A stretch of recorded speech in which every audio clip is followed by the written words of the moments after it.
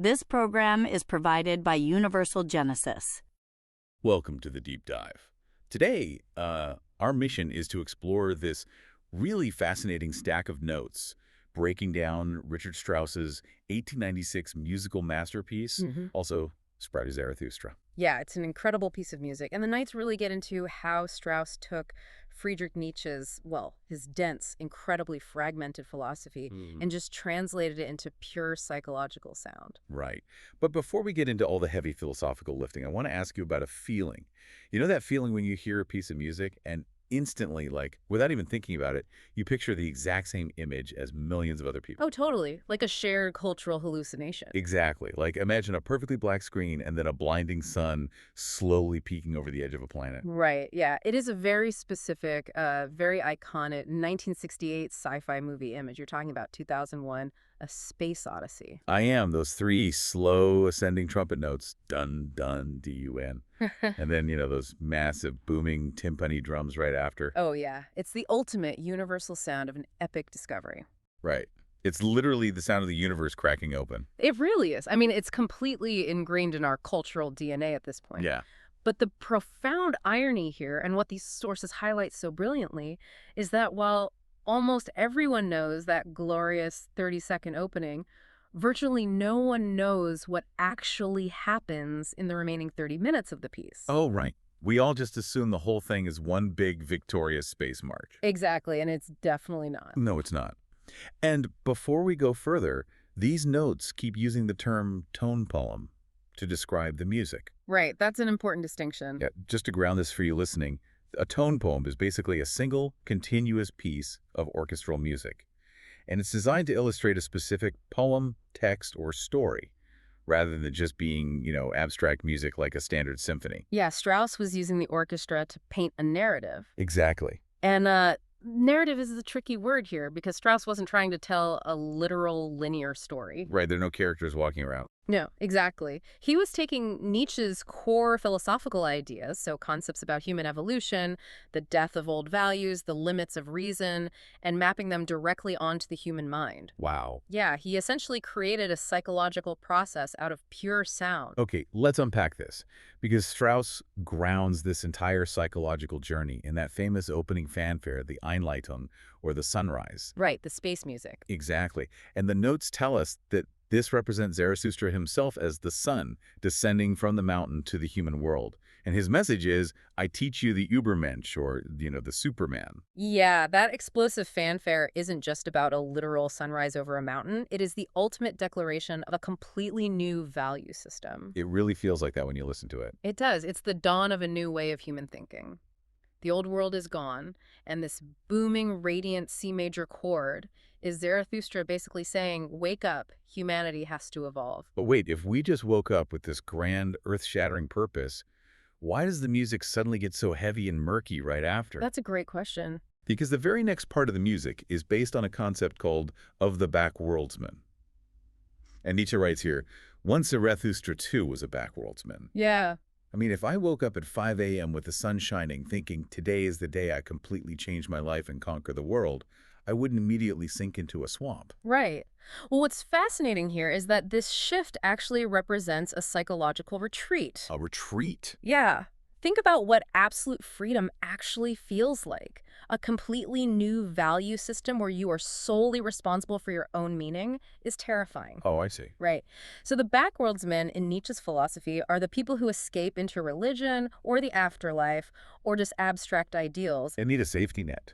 Exactly. They create a world behind the world, a back world, because the actual reality of the present moment is simply too difficult to face. Oh, wow. So they're just hiding. Yes. I mean, if you've ever completely ignored a looming massive crisis in your own life by, say, binge-watching 6 hours of television, you've been a backworldsman. That is a perfect modern analogy. Right. Like, the reality of the day is too much. You just pull the covers back over your head. Exactly. It's a complete denial of reality.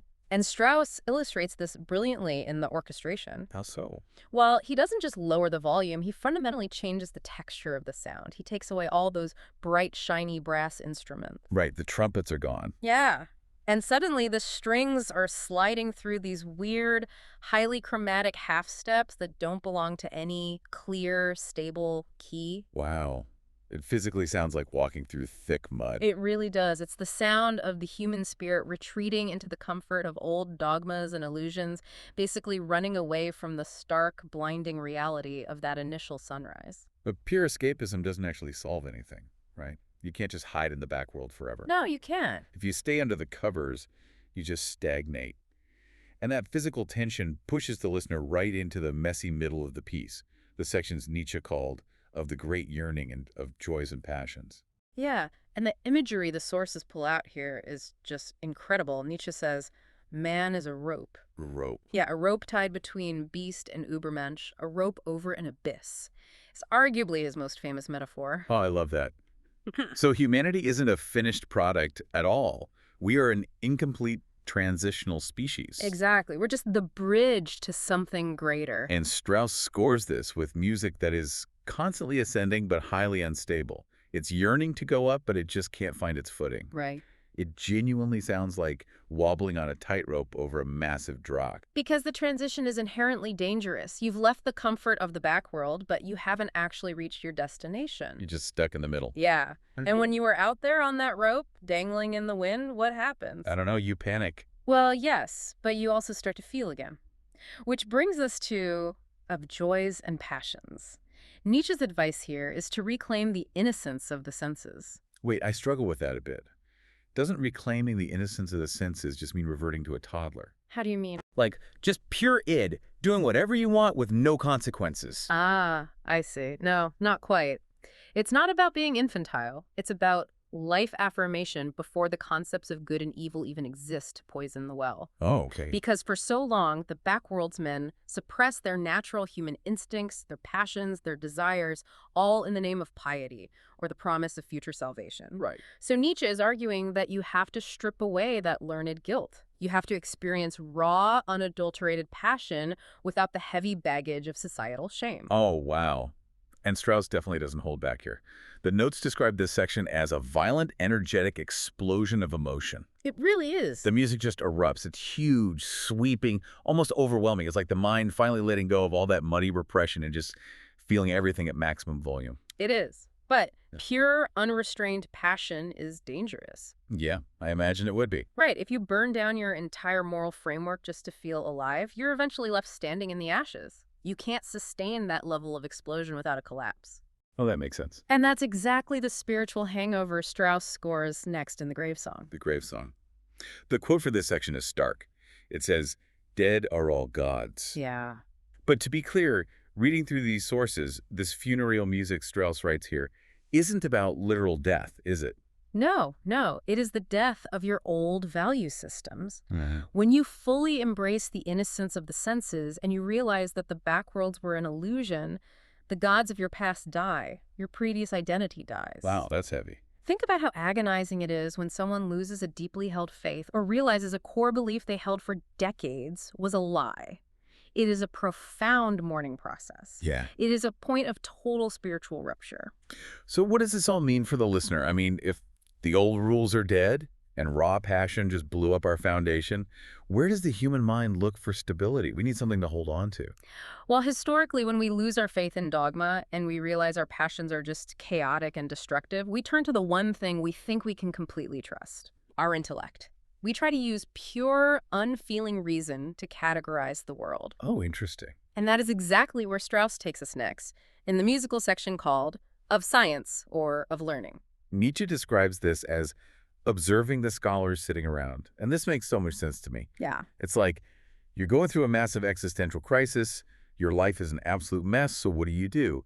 You try to solve it by making a highly organized, perfectly formatted, color-coded spreadsheet. I love that analogy, but I would add that it's a spreadsheet built out of sheer panic. Right. It gives you the illusion of control. It has flawless structure, but there's no actual soul or life to it. It's just rows and columns. Just data. Exactly. And Strauss's musical translation of your spreadsheet is absolute genius. He uses a musical form called a fugue. Oh, and a fugue is basically musical math, right? Essentially, yes. A fugue, especially in the style of Bach, is the most highly structured, mathematically precise, rule-bound form of music you can write. So very strict. Incredibly strict. You have a subject, And then voices enter one by one, repeating and overlapping that subject according to incredibly strict mathematical rules. Wow.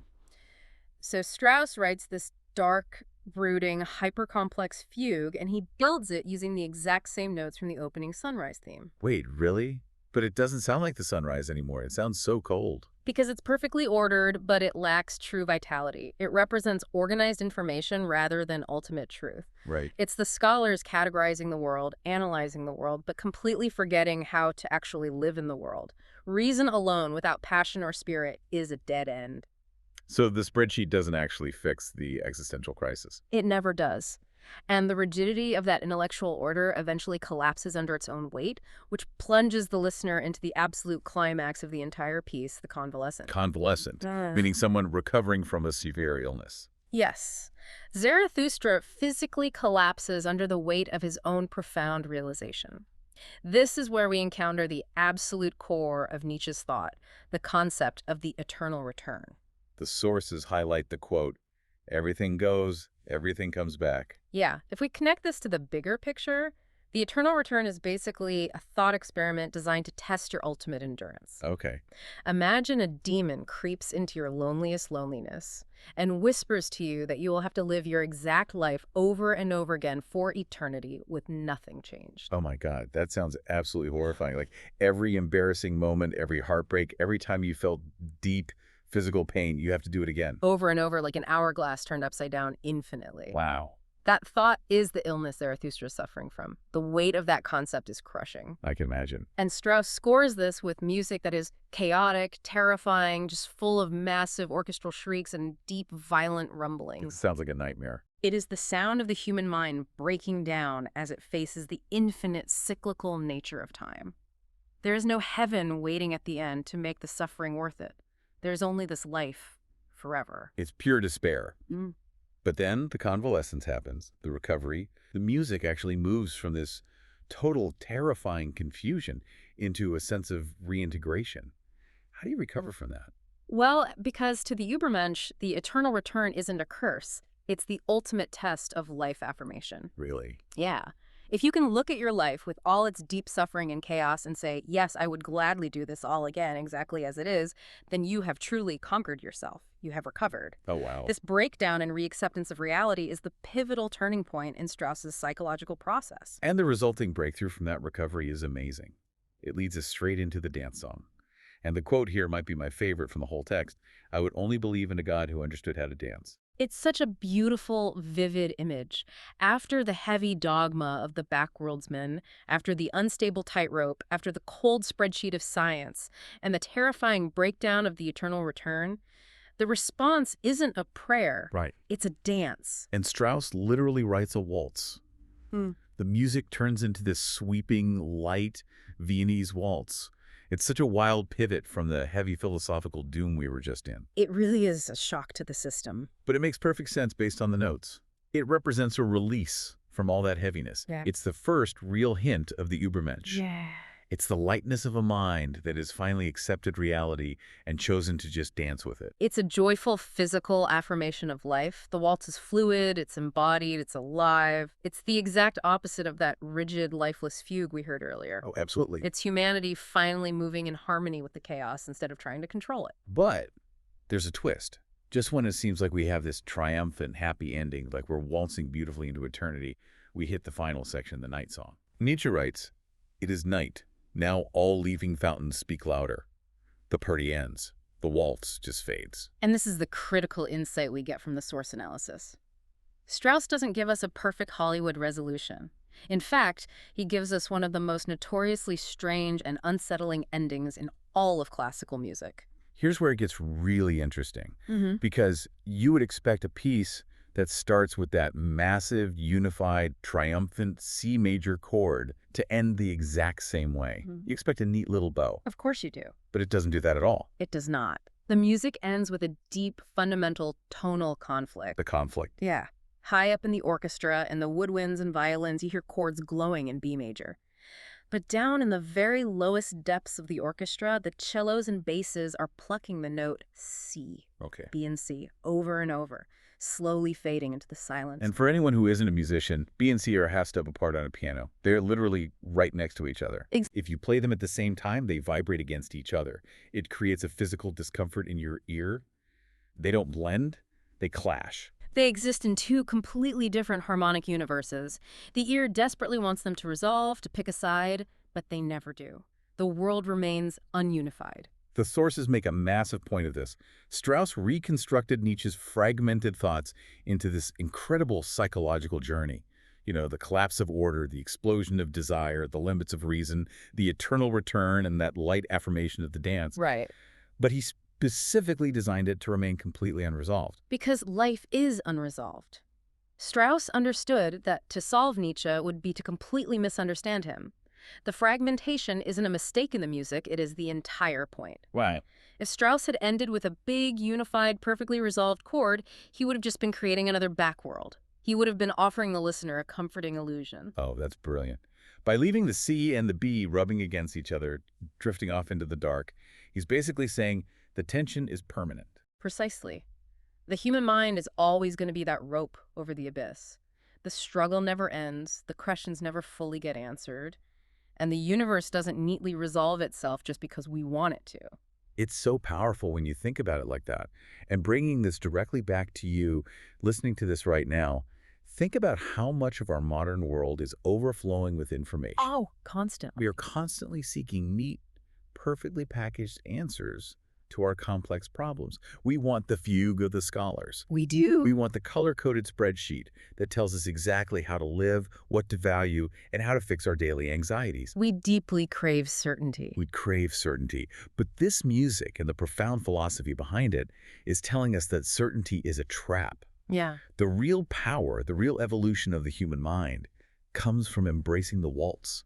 It's finding the lightness and the joy of life, even when things remain completely fundamentally unresolved. And that unresolved nature leaves us with a lingering question, something for you to really examine long after this deep dive is over. Well, when you listen to those final contradictory notes of the piece, that ultimate uncomfortable clash between C and B fading into the night, ask yourself, what does that clash truly signify for the human spirit? And how exactly did Richard Strauss use this music to grapple with the concept of salvation, a concept that Nietzsche himself so vehemently rejected? That's a great point. Did Strauss sneak a quiet plea for salvation into those final dissonant notes? Or was he simply echoing the beautiful, indifferent void of the universe? It completely changes how you hear the piece.